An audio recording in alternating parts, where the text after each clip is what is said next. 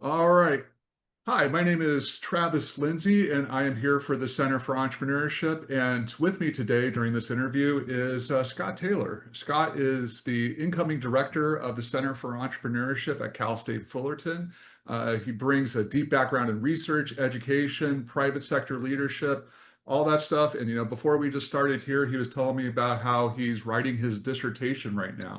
And then, on top of that, you have experience over at Harvard. You were currently, or I guess previously now, University of Washington, Yep. Foster School. So, Scott, for everybody in the CSUF entrepreneurship community, can you tell us a little bit about yourself? Oh, of course. Yeah, wouldn't mind. Yeah, I have been in education now a long time and in the private sector even longer. So I come from Utah, from a little town called Pleasant Grove, if any of you have heard about it. Had 7 siblings, grew up working and didn't have much money, so I started selling stuff, cherries or lemonade or what, whatever, go-kart. I think I sold one of those, whatever it was to kind of make it. And I've been lucky and blessed to attend some great institutions, and most of my background educationally and academically is around entrepreneurship. And I study a lot about how ecosystems emerge where entrepreneurs either succeed or don't based on a lot of different factors. And I really enjoy, the digging into the lives of entrepreneurs and seeing how I can help them be successful. And luckily, I've been able to be successful in a few ventures and then fail miserably at a few others, and have a lot of experience in all and all over the board in that aspect. So excited to come in and help and listen and learn from this great community.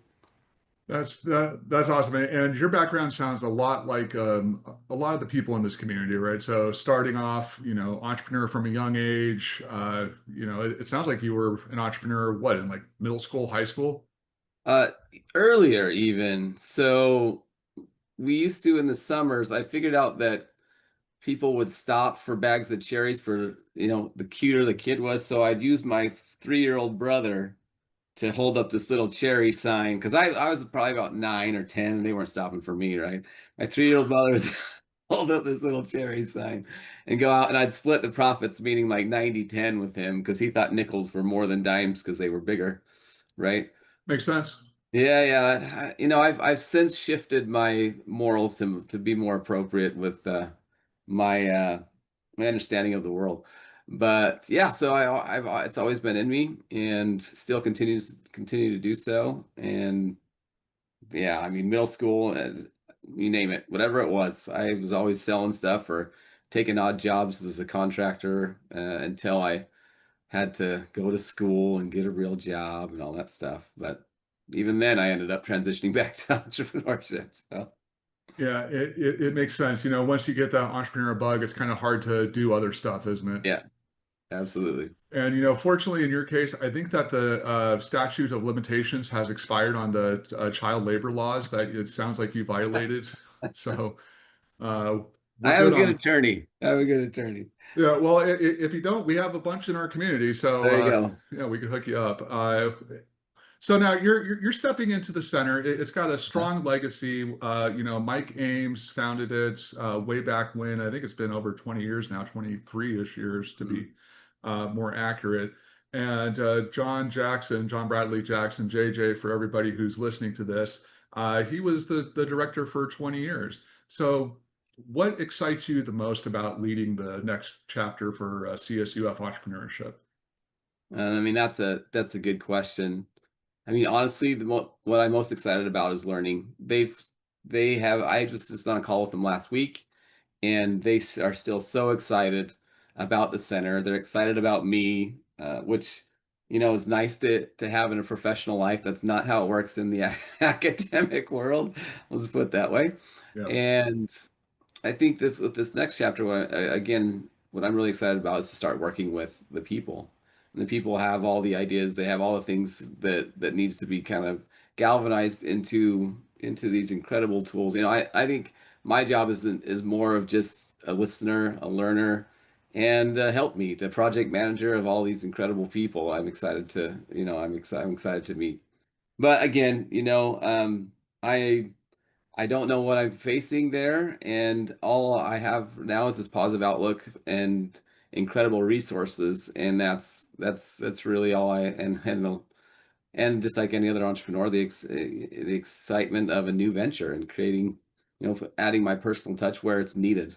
So Yeah, absolutely. I mean, no, from my perspective, I think you're going into the right kind of job for somebody like you, like the other people who you'll be working with. It is in academia, so you've got all that stuff, and you'll be going for tenure as well. So yes, that is different from what JJ's path was. I think Mike was a PhD, Mike so was yeah, right. tenure. Yep, Mike, uh, Mike, and I had a good laugh about the differences between those two worlds. So It's very different. But for the center, for the incubator that we have over there, there's a lot of different ways for you to exercise your entrepreneurial muscles. So that'll be good.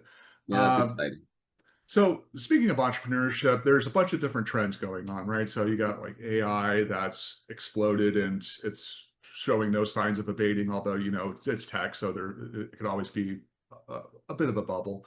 Yeah, But there's also social impact, especially on the academic side, and sustainability. right. Um, what are you especially eager to explore with the students and the community here at Cal State Fullerton? Which of those trends, or a different one? I don't necessarily think for me it's about a specific trend, right? Because those trends come and go, but more about, what do they want to pursue and how do we use these novel tools, whether it be AI or whether it's a passion for sustainability or a passion for food or whatever it is. I don't think that those AI sustainability. I don't think any of those is necessarily that important, but about how we approach these different tools and how we can help them engage in these communities. And that's more of what I'm interested in, is providing what type of resources now are much more salient than they were in the past. Is it going to be are firms formed differently? Is our entrepreneurship easier to get into, but harder to succeed now? There's so much information and tools, and so I think that's a lot more the trend that I like to try to follow, is more like resource accumulation, how you build and structure firms versus necessarily being AI or sustainability. Because I think that's, in either way, structuring, I think for me is a lot more interesting than the trend. Although a lot of my research has to do with sustainability and certifications like fair trade and cradle to cradle and those aspects. So that is very interesting to me. But again, processes, resource structure, tools for success, those are the things that really excite me when it comes to entrepreneurship. Gotcha. So the focus is more on like the strategic level versus all the different tactics that are always changing, and they change Right. from industry to industry. So that's great to hear. Um, so over the next, let's just hold it for like the next year. What are some of the things that you are going to do to start building those relationships with the students, alumni, mentors, and everybody else that is involved in our community? I mean, that's a good question. I think initially it's just being in the places where they're at, listening to them, trying to understand them, seeing who the different factions of people are, what they're excited about, what they're invested in. Because I mean, coming into it, each of these ecosystems is different and they're structured differently. And I'm not 100% sure, how these all function together. So I think in the first year is trying to figure out how is this all working together, what's working, what's not, and just doing a whole bunch of showing up and listening. So Very cool. Very cool. So was there somebody in your life that was a mentor that you remember that gave you some piece of advice that set you down this path, or altered the path that you were going to be on, that you're willing to share? that is a really good question. And the answer is absolutely. His name is Ralph Little, and he was my entrepreneurship professor at University of Utah while I was getting my MBA. And this was the first like true entrepreneurship class I had like entrepreneurial theory classes, and then heard a bunch of, which really got me excited, a bunch of lectures on, in an entrepreneurial lecture series. But Ralph had this class where the whole class was, you had to come up with an idea, and the idea had to make you $10,000 a month and cost you less than $100 to start. And so for part of our research, what we did is, instead of sitting in the classroom, we'd meet, actually, I think we just met 2 or 3 times in the whole quarter. He would send us out to different businesses to see how they worked. And one was like this pamphlet, you see them at all these hotels, they have a bunch of those pamphlets there. And those pamphlets he was showing us specifically, each one of those costs him about $100 a month to just put there. And there's like 100 of those pamphlets there, right? And yet, and Wow. this guy has them in like, he says something like 20 or 30,000 hotels across the nation, right? And all he's buying is this little shelf and sticking it Wow. in. So he came up with all these different types of ideas. And so I came up with this idea of a trade show for the direct selling industry, and I pitched it in the course, right? And then right when I pitched it afterwards, a student in the class says, "Hey man, if you're really going to do this, I'm interested." And so after the quarter ended, I got a decent grade. And then I emailed Ralph and said, "Ralph, like, I'm really interested in this idea." And he he calls me up within minutes. He's like, "Look," he said, "if you don't make $1 million with this idea, you're an idiot." And so he I started laughing. And then the next semester, he took his time. He filled out the forms and everything, and he and I set up this trade show that ended up doing really, really well. And he didn't take any profit, anything from it. He just, in every stage of the business, he's like, "Man, I don't know how that works. Here's this person. I don't know how that works. Here's this person." You had a negotiations professor. Call her up. I called up Tina, and she was amazing. So really, for me, Ralph was the guy who got me really excited. And then another, of course, a good friend, when I was trying to, during 2009, trying to find a job just after my MBA and just dabbling barely in entrepreneurship. Uh, he said, "Well, why are you filling out an MBA?" He's like, "You have some great ideas." It's like, I was filling out a resume. You have some great ideas. It's like, just try one out. Who cares? He's like, "I haven't filled out a resume in 10 years." And then he and I have done multiple businesses together. Mostly like some investments, et cetera. And Jeff and Ralph really are the two who took me by the hand and said, "Look, this is a great path, and you can do it." There've been a lot of tears and failures along the way, but it's been a fun path. Absolutely. No, it sounds like it. And, just speaking for myself, JJ was sort of like my Ralph. Yeah, So I had him as my entrepreneurship professor, came up with an idea for a business, and he, supported me through that whole process. And yeah, so that is something that is very necessary on the educational side, especially in entrepreneurship. yeah, I know of at least a handful of Cal State Fullerton students who, uh, you know, actually launched the businesses that they started working on in class, and they're yeah. doing well. So it's something to look forward to on your end. It'll be fun. I'm guessing that you probably have one or two stories where you are the Ralph in that situation, right? I have helped a number of people. Yes, I just got a call the other day. There was this again. What was he doing? He just moved his family into his parents' house, and they lived in our neighborhood. And he was talking to me one day, and he was a mechanic. And at the time, my business were doing great, and I had time, and I was kind of teaching on the side at BYU, and I was a soccer coach and raising my family. But this guy was really struggling. He made some poor financial decisions. Anyway, he said he could start. I had him fix my cars for money, and I'm like, "Hey man, we should buy, if I can buy you some broken stuff, you can fix it, you can flip it, right?" And so yeah, we started doing that. Didn't go that well, but what he started to figure out was, he actually ended up getting a decent job. But he started to figure out his skills were needed in this, just about, geez, I'd say about 6 months ago, he's got so busy with doing like this handyman fix it type stuff that he and a partner just launched a construction company, and and he was working at Adobe to all but replace and more his income just coming out of the gate because he'd been doing this as a side gig. And he calls me all the time. That's a silly question.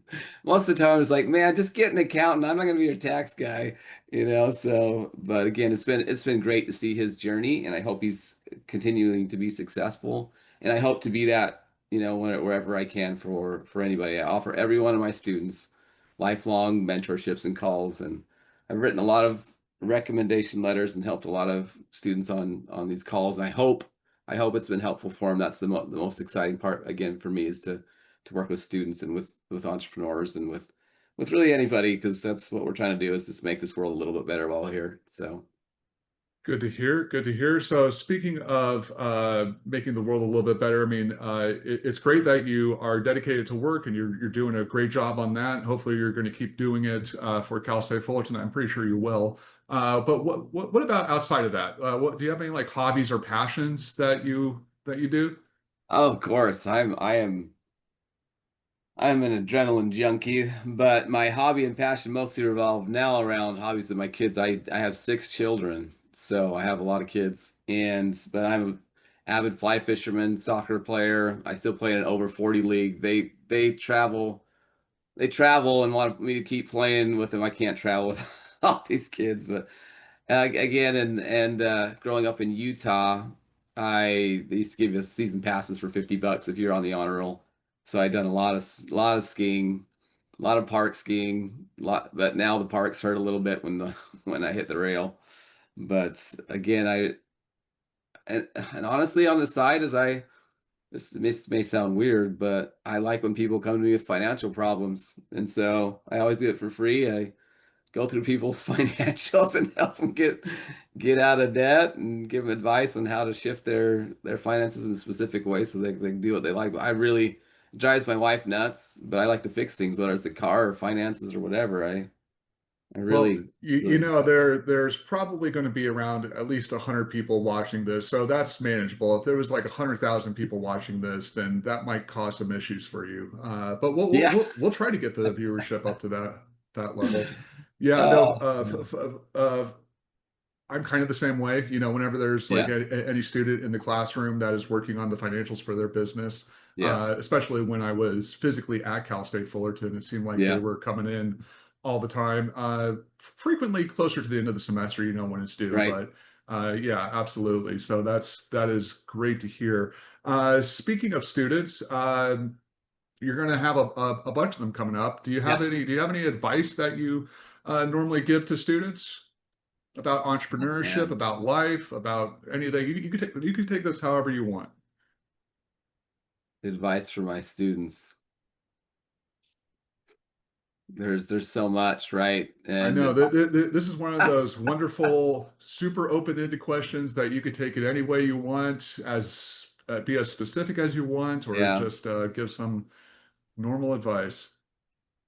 I think for me, I'll take this more on my personal, what I would have liked to hear was being able to take things from a more protracted perspective of 10 years versus what's happening right now in the moment, right? Being able, what am I going to need in 10 years, and what decisions am I making today that could truly affect me in positive ways, clear into the future versus in this moment. And that's kind of my measuring stick. I always give a last lecture each semester about time management and impact of your life and those types of things. And for me, really, it is about seeing life in a more like holistic perspective of what is good now, but also will set me up for better decisions in the future, better, like have a better perspective. And I think for me, that's always been like, okay, well, am I ever going to have a chance to do this again? And if the answer is no, and it's going to be positive and impact, like for example, my brother went on tour all over the U.S. and I drove his tour van, right, for his music band. Their drummer became famous, multi-platinum artist, and I skipped out on 2 weeks of my I canceled my classes and went out with him. And I don't and I there are certain things in life that you just got to experience at the time. There are certain things in life where you just got to put your head down and just make it happen, kind of like the dissertation is for me right now. But I'm seeing it more from that holistic tenure perspective, I think would be the advice that I would get, which is going to be hard, and I totally get it. And it's just advice from this old man who's talking through a camera. But I get it, but I think that would be for me something that would be helpful. And then secondly, the like pay attention to the people around you. You'd be surprised at how much you influence them and how much they'll influence you over time if you really invest in these relationships. So Yeah, no, I think that that's great advice because a lot of people, they're kind of stuck in that like amygdala kind of lizard brain kind of thinking. yeah, It's like what's happening right now, and getting out of that kind of a mindset into, looking 5 years down the road or 10 years yeah, down the road, even though it's whatever you think, it's going to be hazy and you're not going to be yeah. completely sure about it. But thinking like that, thinking about time in that manner, I think really does help quite a bit. So that is great advice. Um, last thing, we do have an alumni event coming up on Mhm. Saturday, June 21st. You're not going to be able to physically be there, but No. if you have a message to send to everybody, just a welcome message saying hello, what would you say? I mean, honestly, in this aspect, just thank you. Thanks for being here. Thanks for supporting. Thanks for being alumni and investing not only, I mean, it doesn't necessarily have to be your money, but your time and in this ecosystem. I mean, I was just shocked at how many students there are. When I first heard, I couldn't believe it. And I am just super grateful and excited to work with the incredible alumni at Cal State. Now that I've announced that I am doing this, it's been interesting to see people all over, from different parts of my life saying, "Oh, my mom went there," or "Oh, my dad was the director down there." I had one of my good friends was a religion professor or history of religion professor down there, and they all just spoke of how important and impactful that time was on their lives. And so I'm just grateful that you show up, that you're here, and that you're willing to help. So. Well, Scott, thank you very much. I think that's it. Is there anything else that you thought we were going to talk about that we didn't get to? No, no, no. I'm just glad we didn't dive into my ability to speak Spanish because it's not very good, but I'm getting it. My German's awesome. So if you That's speak right. German, You worked in Germany for a number of years, right? I did. I worked there. I lived there. I was a service missionary over there. I got up at 4 a.m. and did a call center job for 3.5 years supporting that market. And so, yeah, if you have German questions, I can handle those. But other languages, I'm not a polyglot. My son is technically, but I still have some work to do. Yeah, I've been working with Duolingo for about a year now, trying to learn a Yeah, little bit of Spanish because same. that 3 years of high school Spanish really didn't stick, and it's No, kind of important in Southern California where I'm yeah, living in the middle of Texas. right. But yeah, I'm nowhere near conversant in it. So Well, I'm excited to practice. I don't care about making a fool of myself. So, but that is a good quality to have, especially for an entrepreneur, and especially one in academia. So that's yeah, fish out of water a little bit here in entrepreneur and academia. It's true. So, all right, Scott. I think that is it. Thank you very hey, much. no worries.